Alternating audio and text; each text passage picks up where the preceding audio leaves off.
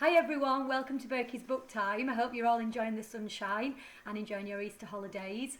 I'd like to say hello to William today. William has been doing some lovely work at home and he said he's really enjoying Birky's Booktime. William loves to read, so I'm really glad you're enjoying the story, William. Archibald is here, but he's asleep, as usual.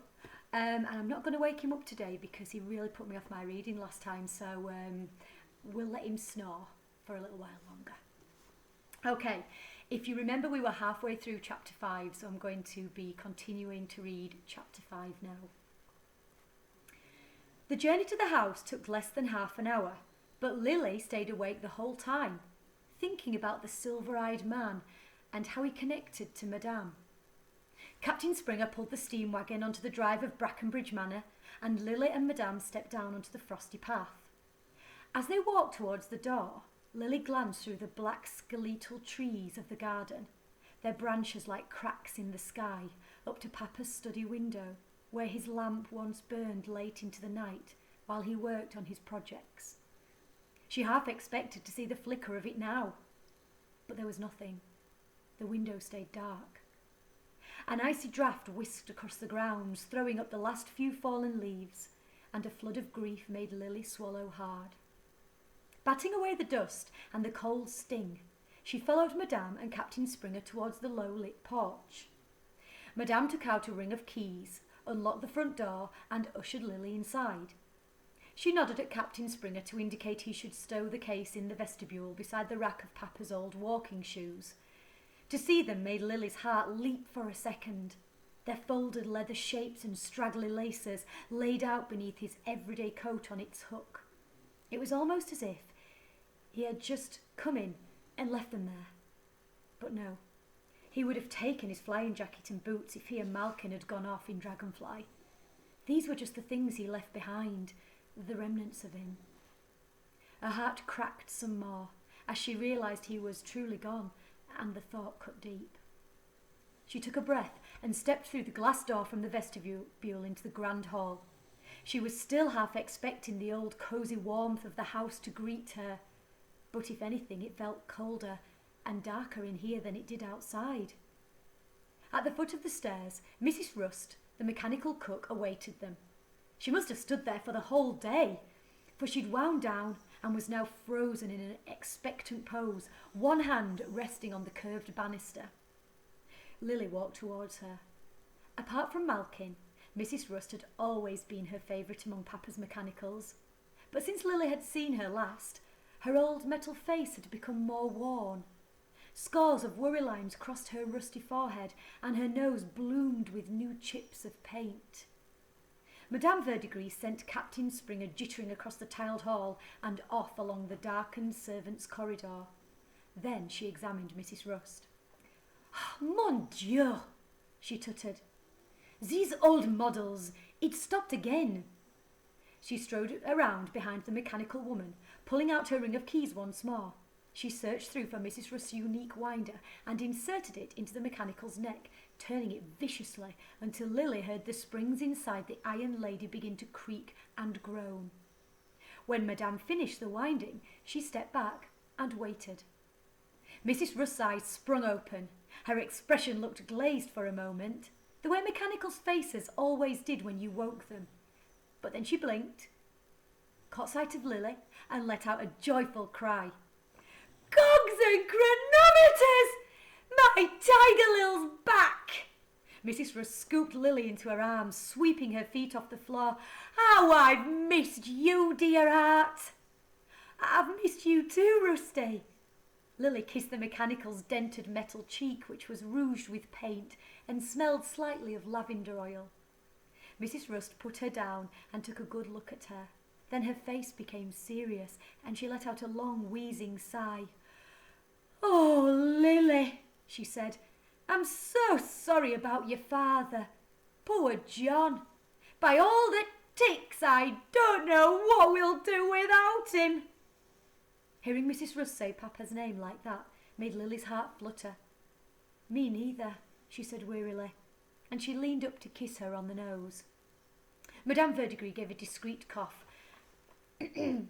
How have things been getting on here today, Mrs. Rust? I trust you take care of everything before you wound down for the night? Yes, ma'am. Sorry, ma'am.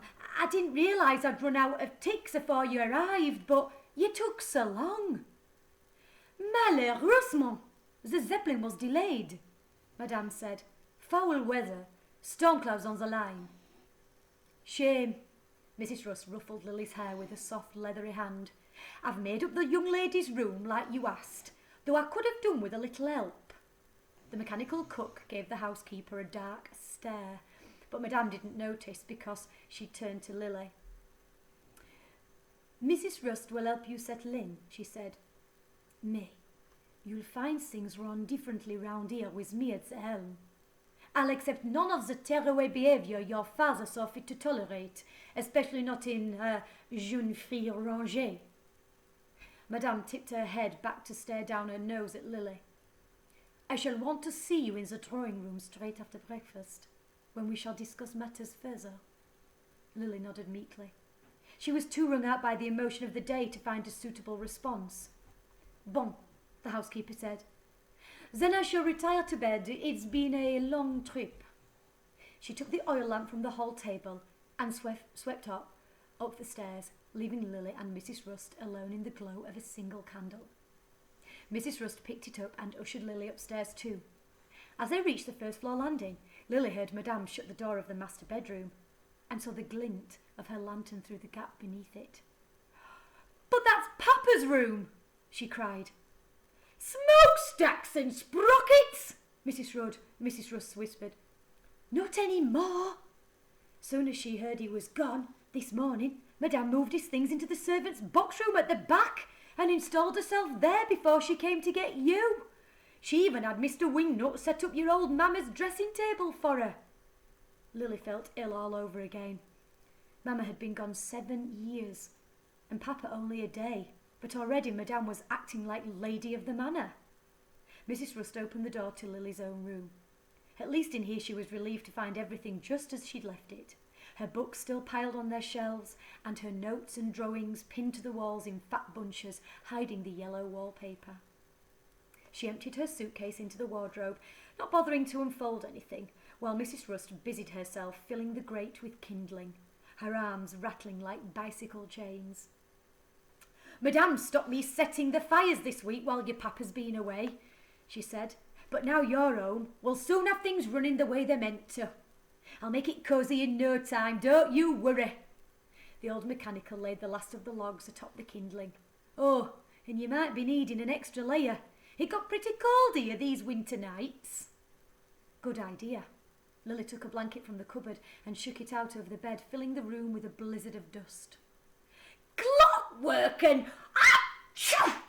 Mrs. Rust let out a foghorn sneeze. Cam wheels! Bless you, Lily said. Thank you, my tiger.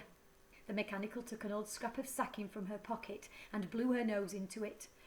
A touch of pneumatic pneumonia. Can I give you a piece of advice?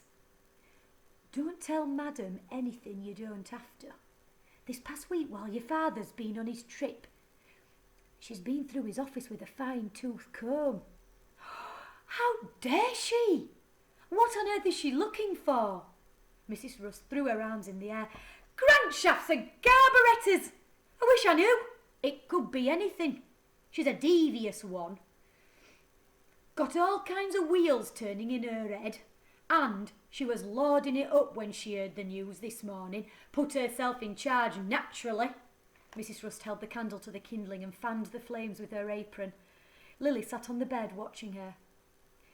Witches and windscreen wipers, the old mechanical muttered at last when the fire had caught. You mustn't mind my blather, it's only the wittering of an old fuss budget. When you came down this morning, I shall make you a nice tea cake with jam, just as you like it, and we can have a proper gossip. Thank you, Rusty. Sorry we woke you so late. I hope you sleep well. You too, my tiger, Lil, you too. Mrs. Rust placed the candle by her bedside and crept out. Lily pulled the blanket over her knees and sat listening to the old mechanical's creaking joints as she walked away along the passage. Later, changing into her nightdress, Lily touched the long white scar on her chest a cut made by a shard of windscreen glass during the accident. The mark had faded over the years, like the memory of Mama, but she still felt its sharp throb sometimes, and now, with Papa gone too, those memories she'd tried so hard to forget were once again welling up inside, gnawing at her empty belly. She brushed them away and pondered Mrs. Rust's parting words. What was Madame after in Papa's things? And what could she do about it? These new thoughts were not at all pleasant, and she was too hungry and exhausted to consider them. She hadn't eaten anything since breakfast. Strange to think that afternoon she'd still been at school. She glanced at her bedside clock, 1:30. Beneath the hands, tiny ivory inlaid sheep jumped over a stile. Papa had designed it for her, and she found herself counting the creatures now, trying to ignore the whir of her mind as she closed her eyes and drifted off into an uneasy sleep full of silver-eyed men and skull-topped canes. That's the end of chapter 5. Things are not good for Lily. Okay, I'm going to wake Archibald up so you can just see him before we go. Archibald, do you want to go for a walkies? Here he is, look. Do you want to go for a little walkies? Yeah. Oh, he loves his walks. He's going to get all excited now. Oh, we better go. Okay. Bye, everyone. Bye.